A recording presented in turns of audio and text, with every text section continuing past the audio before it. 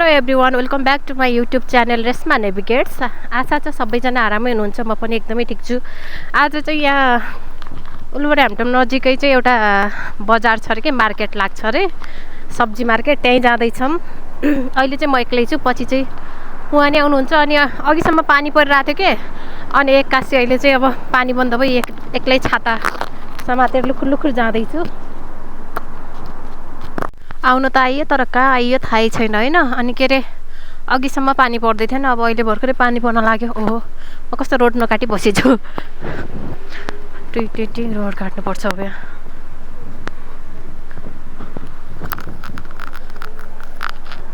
म पहिलोचोटि आएँ क्या यो एरियामा, अनि कहाँ आएँ। म मेरो डेस्टिनेसनमा आइपुगेको छु। तर यसको नाम चाहिँ सिटी अफ वुल्भरह्याम्पटन मार्केट रहेछ। अब यहाँभित्र जान्छु म। यो मार्केटमा आएर चाहिँ यत्तिकै यो मार्केट चाहिँ कस्तोवाला हो, कस्तोवाला सानी के भन्छ, हाट बजार जस्तो कि, हाट बजार जस्तो छ यो चाहिँ। अब 4 बजे बन्द हुन्छ, बन्द हुँदैछ फटाफट। उयो हरियो सागहरू कति महँगो सानी, हरियो साग खान मन लाग्दैन। यहाँ धेरै भिडियो लिन पनि डरै लाग्छ। ऊ त्यो 4 for 1 pound सानी, ऊ त्योवाला उयो हरियो साग। कपडादेखि लिएर सबै कुरा अब बन्द हुन थाल्यो। नै जाउँ, हामी चाहिँ यहाँबाट निस्किन लाग्यो। सबै बन्द पनि भइसक्यो। हामी अलरेडी ढिला आइपुगेको थियौँ। हजुर, सस्तो के सस्तो खै, मलाई त ठिकै छ, सस्तो। यो मार्केट चाहिँ बिहान कति बजी खुल्छ? 10 बजे?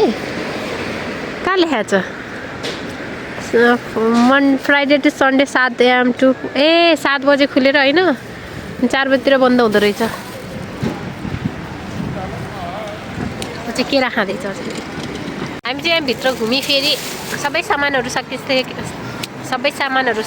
थियो। अनि सामान सकेपछि आएपछि बन्द भएपछि बाहिर बसिरहेको छु। अहिले घाम लाग्यो। हाय, मान्नै पर्छ यो उसको पनि।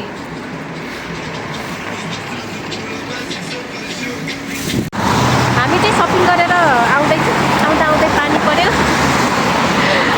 अनि त्यहाँभित्र धेरै कस्तो हुन्छ कि यतातिर,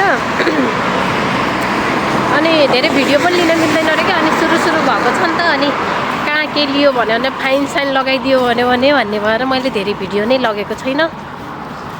अब रोडको लग्ने हो, जति लग्ने हो। 15-20 मिनट हिँडेर आएर थाकेर हामी चाहिँ यहाँ बस स्टपनिर रेस्ट गर्दैछौँ। थाकिसक्यौँ।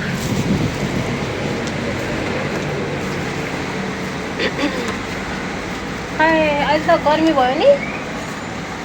मार्केट मात्र गयो, सामान ल्याएको देखाएन, सामान किनेन सोच्नुलाई, त्यही भएर सामान देखाउँदैछु। यो चाहिँ आज मार्केटबाट ल्याएको प्याज। अनि यो उहाँलाई केरा सस्तो लागेर यति धेरै केरा लिएर आउनुभयो। 1 पाउन्डको थियो नि, 2टा बाउल। यो बनाना, लसुन यति हो र।